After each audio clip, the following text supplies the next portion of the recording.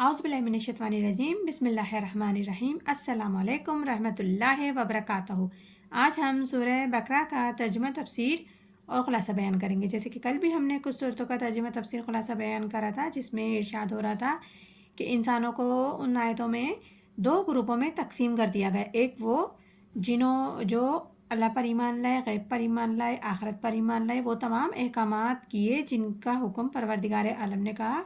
اور اللہ کی اطاعت کری اور نبی پاک صلی اللہ علیہ وسلم کی اطاعت کری۔ اور ایک وہ جو نہ دل سے جنہوں نے قبول کیا نہ زبان سے قبول کیا، اور ان کے لیے دردناک عذاب۔ تو اب آگے ارشاد ہو رہا ہے آمن الناس من یقول آمن باللہ وبالیوم الآخر وما ہم بمؤمنین، یعنی کہ جو لوگ کہتے ہیں کہ ہم ایمان لائے، کہ جو بعض لوگ ہیں جو کہتے ہیں ہم ایمان لائے اللہ پر، آخرت پر، لیکن وہ ایمان نہیں لائے۔ جیسا کہ ابھی ہم نے بتایا کہ دو گروہوں کا ذکر ہو گیا، ایک وہ جو مومنین متقین ہوگا جن کے لیے ہدایت تھی اللہ تعالیٰ کی، اور ایک وہ جنہوں نے صاف انکار کر دیا، نہ دل سے قبول کیا نہ زبان سے قبول کرا۔ اب یہ تیسرا گروہ ہے جو کہتا ہے، بعض اس میں لوگ کہتے ہیں کہ ہم ایمان لے آئے اللہ پر اور یوم آخرت پر، مگر وہ ایمان نہیں لائے، وہ حقیقت میں مومن نہیں ہیں۔ لیکن اکثر و بیشتر مفسرین نے تیسرے گروہ کو منافقین کا نام دیا ہے۔ جب یہ آیات نازل ہو رہی تھیں تو دو طبقات تھے جو کردار بیداری کے حوالے سے فکس ہو رہی تھی ان پہ یہ آیات۔ ایک وہ جو متقین پرہیزگار مومن مسلمان گروہ، اور دوسرا اس میں وہ جو یہودی علماء وہ بھی شامل ہے۔ وہ کہتے تھے کہ ٹھیک ہے، جو محمد صلی اللہ علیہ وآلہ وسلم کہہ رہے ہیں تو ہم بھی اللہ کو مانتے ہیں اور ہم بھی یوم آخرت پر یقین رکھتے ہیں، اس لیے یہاں رسالت کا ذکر نہیں ہے۔ اور وہ کہتے تھے کہ ہم محمد صلی اللہ علیہ وسلم کو نہیں مانتے، باقی سارے رسولوں کو تو مانتے ہیں اور ان کو بھی مانتے ہیں جتنے بھی آئے ہیں، ہم صرف ایک محمد صلی اللہ علیہ وسلم کو نہیں مانتے اور ایک حضرت عیسیٰ علیہ السلام کو نہیں مانتے، تو لہٰذا ہمیں بھی مانا جائے، تسلیم کیا جائے کہ ہم مسلمان ہیں۔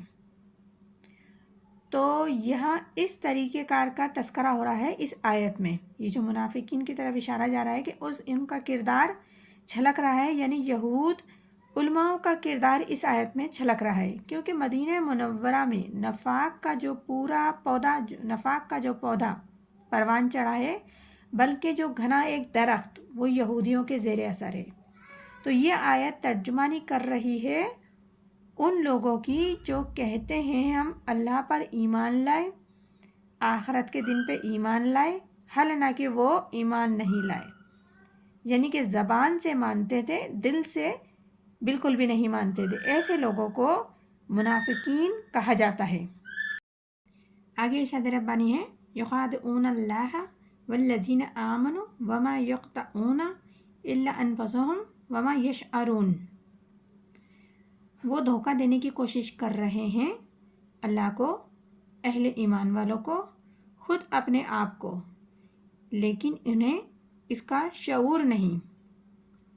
اس آیت میں اللہ تعالیٰ بتا رہے ہیں کہ وہ جتنی بھی چالاکیاں کر رہے ہیں، چال بازیاں کر رہے ہیں، تو وہ دھوکہ دینے کی کوشش کر رہے ہیں،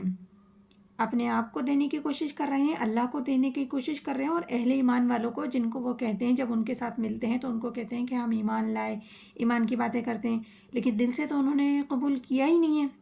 وہ صرف زبان سے اقرار کرتے ہیں۔ تو وہ لوگوں کو بھی دھوکہ دے رہے ہیں اور وہ اپنے آپ کو بھی دھوکہ دے رہے ہیں، اس بات کا ان کو شعور بھی نہیں ہے۔ یہ منافقین کی بھی اکثریت ایسی تھی جنہیں اپنے نفاق کا شعور نہ تھا، وہ اپنے آپ کو صحیح مسلمان سمجھتے تھے اور وہ کہتے تھے کہ یہ بے وقوف لوگ ہیں، اور محمد صلی اللہ علیہ وسلم کے بارے میں کہتے تھے کہ وہ خواہ مخواہ انہوں نے لڑائی پھیلائی ہوئی ہے اہل مکہ کے ساتھ، کیا ضرورت ہے، امن کے ساتھ بات کرنی چاہیے تھی، کیونکہ وہ سمجھتے تھے ہم خیر خواہ ہیں، ہم بالکل صحیح ہیں، ہم حق پر ہیں،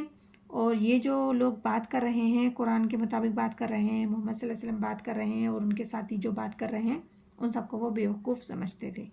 بعض منافقین ایسے ہوتے تھے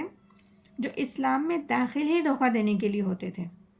اور وہ اس حقیقت کو جانتے بھی تھے، تسلیم بھی کرتے تھے کہ ہم دھوکہ دینے کے لیے اسلام میں داخل ہو رہے ہیں۔ جو یہ چال بازیاں کرتے ہیں اس کا انجام ان کو